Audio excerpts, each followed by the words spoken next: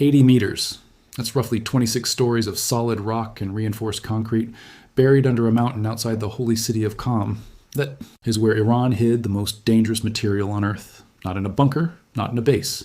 Inside a mountain, engineered over 15 years specifically, so that no bomb on the planet could reach it. They were wrong.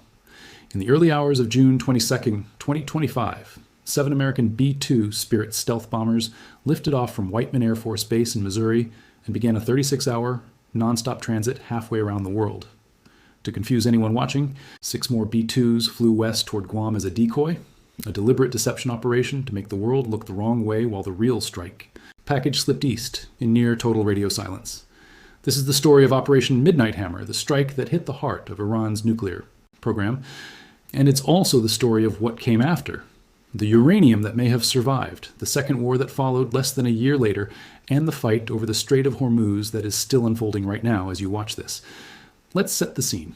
For nearly 2 decades, Iran had been building 3 sites central to its nuclear ambitions. Natanz, the flagship enrichment facility, spinning centrifuges around the clock. Isfahan, the conversion and metallurgy hub, where uranium is chemically processed into forms that can eventually become weapon cores. And Fordow, the crown jewel of Iran's defensive engineering, a facility dug so deep into a mountain that American war planners spent over a decade designing a weapon, specifically to kill it. That weapon was the GBU-57 Massive Ordnance Penetrator, a 30,000-pound bunker buster, the largest non-nuclears. Bomb in the U.S. arsenal built for exactly one kind of target, something buried too deep for anything else to touch. Before a single bomb fell on Fordow, the operation opened differently. 24 Tomahawk cruise missiles launched from a U.S. submarine positioned in the region, arcing toward Ba'arzao and Isfahan. Because Tomahawks are slower and had farther to travel, they were fired first, timed to land just after the stealth bombers had already done their work elsewhere. It was choreography built on years of planning, executed in a single night. Then came the main event, as the B-2s approached. Fordow and Natanz, American and Allied aircraft, a mix of 4th and 5th generation fighters, fired a wave of high-speed anti-radiation, missiles to blind and suppress any Iranian air defenses that might still be watching the sky. With the corridor clear, the B-2s opened their bomb bays. 12 massive ordnance penetrators slammed into Fordow. 2 more hit Natanz. It was the first time in history the GBU-57 had ever been used in actual combat, a weapon built on paper for over 10 years, finally proving itself against the exact kind of target it was designed to kill. In total, roughly 125 American aircraft took part in the mission, dropping or firing more than 75 precision-guided munitions in barely 25 minutes over the target sites. President Trump addressed the world hours later, declaring that Iran's key nuclear enrichment facilities had been, in his words, completely and totally obliterated. Standing beside him, Defense Secretary Pete Hegseth and Joint Chiefs Chairman General Dan Kane laid out the operational details for the first time. The decoy bombers, the fighter escort, the Tomahawks, the 36-hour flight. Kane put the strategic logic in blunt terms. You do not build a multi-layered underground bunker complex filled with centrifuges hidden inside a mountain for peaceful purposes.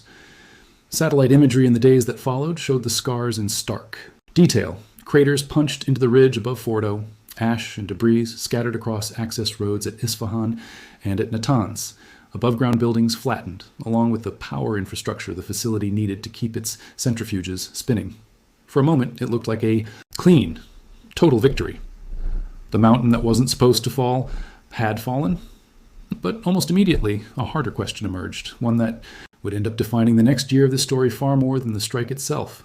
What happened to the uranium that was already inside those tunnels before the bombs hit? Iran had, by that point, accumulated something in the range of 970 pounds, about 440 kilograms, of uranium enriched to 60% purity. That is a technical stone's throw from weapons grade. It's enough, according to independent estimates, to theoretically form the core of multiple nuclear devices if enriched the rest of the way. Bombing a facility is one thing. Destroying the material stored inside it is another thing entirely.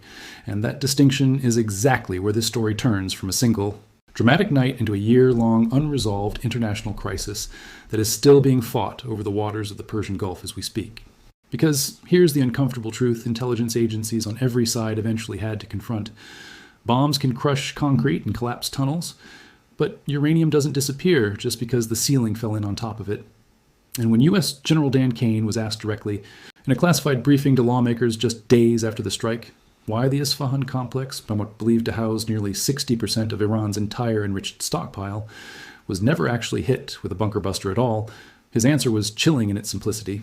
The facility was buried so deep the bomb likely wouldn't have worked anyway.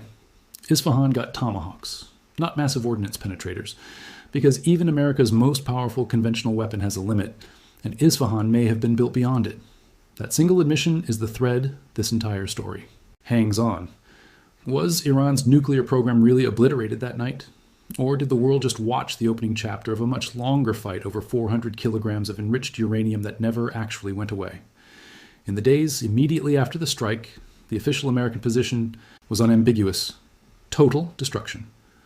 But away from the podiums, a much messier picture was forming inside the intelligence community, and it would leak, piece by piece, over the following year.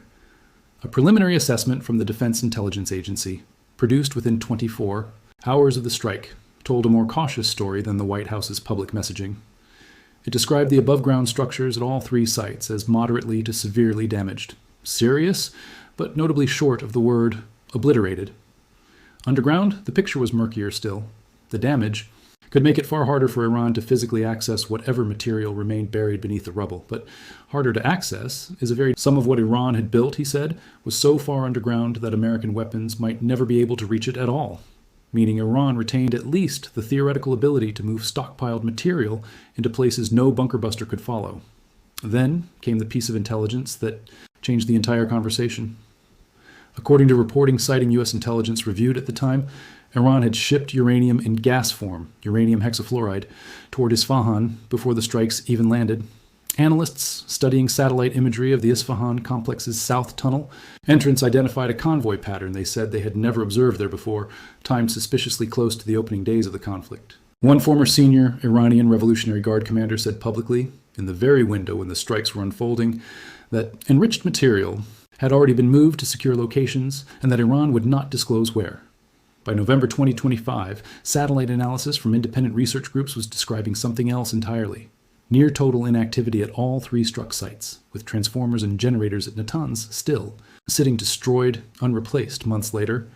A sign, some analysts argued, that Iran wasn't rushing to rebuild what had been lost, which raised its own uncomfortable question about whether the material Iran actually cared about had ever been there to lose in the first place. By early 2026, U.S. Vice President J.D. Vance was publicly acknowledging what intelligence officials had been quietly signaling for months.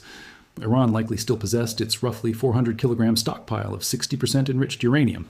Not destroyed, not consumed in an explosion, buried, but intact. Reporting citing Israeli intelligence assessments reached a similar conclusion around the same period.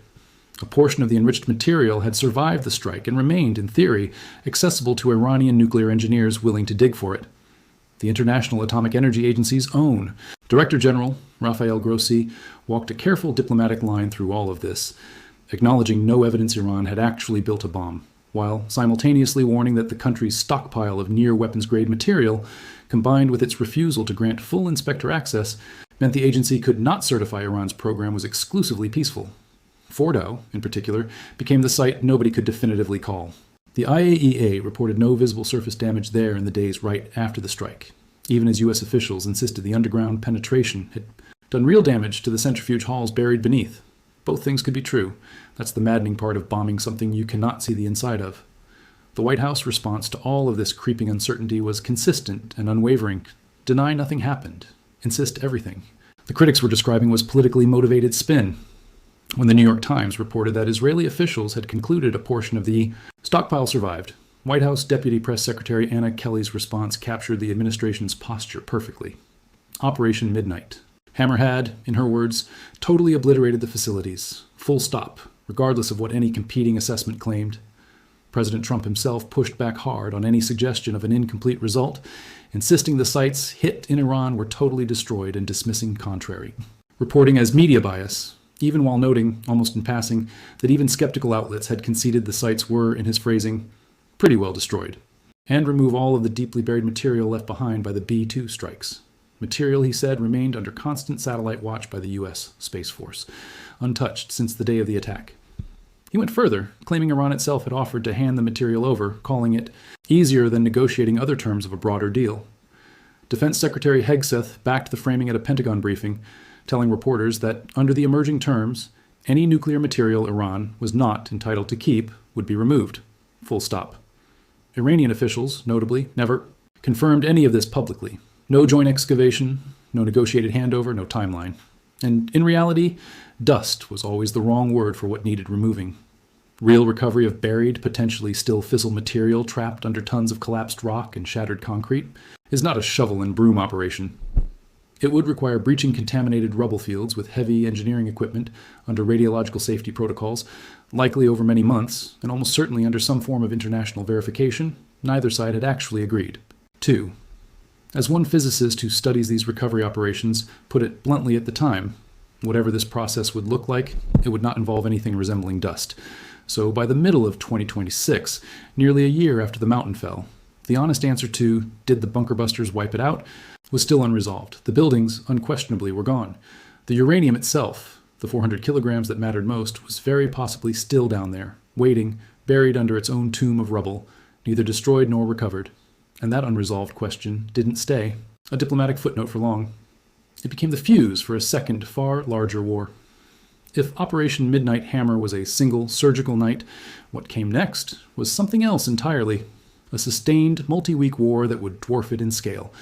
On February 28, 2026, the United States and Israel launched a joint military campaign against Iran that the Pentagon designated Operation Epic Fury, with Israel running a parallel effort under its own name. The opening salvo was designed to be decapitating in the most literal sense. Among the first targets was Iran's supreme leader, Ali Khamenei, killed in the initial wave of strikes, an act that instantly transformed the conflict from a nuclear containment operation into something closer to full-blown regime warfare. Iran's retaliation was immediate and enormous. Within days, the country launched what it called Operation True Promise on 4. Hundreds of ballistic missiles and thousands of drones fired not just at Israel, but at American bases and shipping across the entire region, from Iraq to Kuwait to the Gulf waters themselves. The scale of the American response was staggering by any modern standard.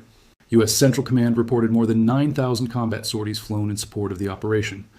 Admiral Brad Cooper, CENTCOM's commander, announced within the first week that at least 17 Iranian naval vessels had been destroyed, declaring flatly that there was no longer a single Iranian ship still operating anywhere in the Arabian Gulf, the Strait of Hormuz, or the Gulf of Oman. American A-10s, F/A-18 Super Hornets launched from the carrier USS Abraham Lincoln, and a rotating fleet of bombers pounded Iranian command and control nodes, IRGC headquarters, ballistic missile, production sites, launcher vehicles, air defense networks, and military airfields across the country. By the time the campaign wound down, the Pentagon assessed that more than 85% of Iran's defense industrial base, the vast majority of its missile arsenal, launch infrastructure, and long-range attack drones, had been eliminated. It was not a bloodless campaign, and the U.S. was not spared. 6 American service members were killed on March 1st in an Iranian drone attack on a base in Kuwait, with another lost the same day in a separate strike in Saudi Arabia. 11 days later, 6 more service members died when a KC-135 refueling aircraft went down in western Iraq during a combat support mission. By the time hostilities paused, the Pentagon's official tally stood at 13 American deaths, with roughly 290 service members wounded. The majority of those non-fatal injuries, later described as traumatic brain injuries from blast exposure, a signature wound of this kind of high-intensity missile and drone-saturated warfare. On April 8th, 38 days after it began, the White House declared victory. In a formal statement, Defense Secretary Hegseth invoked the entire arc of the American-Iranian shadow war to frame the moment, from the killing of Qasem Soleimani years earlier, through the original Iran nuclear deal's collapse, through Operation Midnight Hammer's strike on the nuclear sites, to what the administration now called the decisive culmination in Operation Epic Fury. Press Secretary Caroline Leavitt reinforced the message. A campaign the administration had projected would last 4 to 6 weeks had, in the White House's telling, exceeded its core objectives in just 38 days.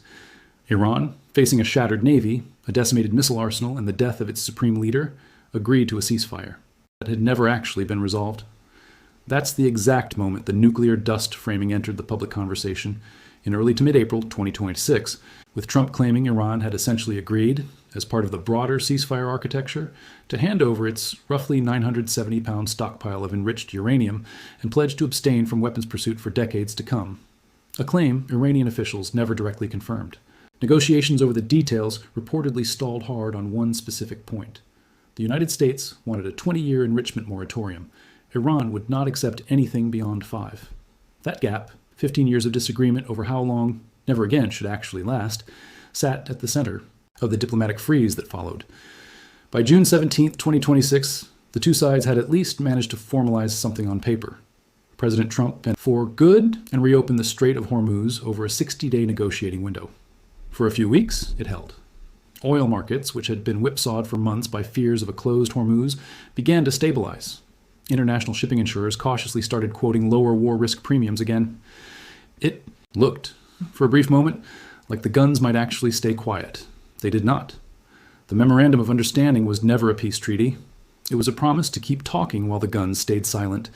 That promise lasted barely 3 weeks before Iran began testing exactly how far it could push, before the silence broke.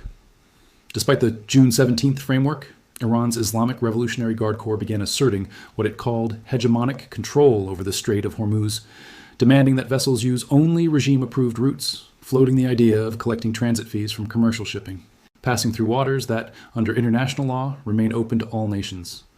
On July 6th and 7th, the IRGC backed its warnings with force, firing on 3 commercial vessels attempting to transit the strait. It was the first real test of whether the June ceasefire framework could survive contact. With Iran's actual behavior on the water, it could not. By July 11th, the situation had escalated sharply.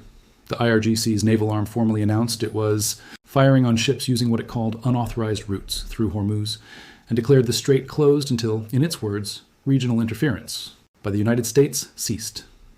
U.S. Central Command responded within hours, striking approximately 140 Iranian military targets in what was, by that point, already the 3rd round of American strikes that week alone.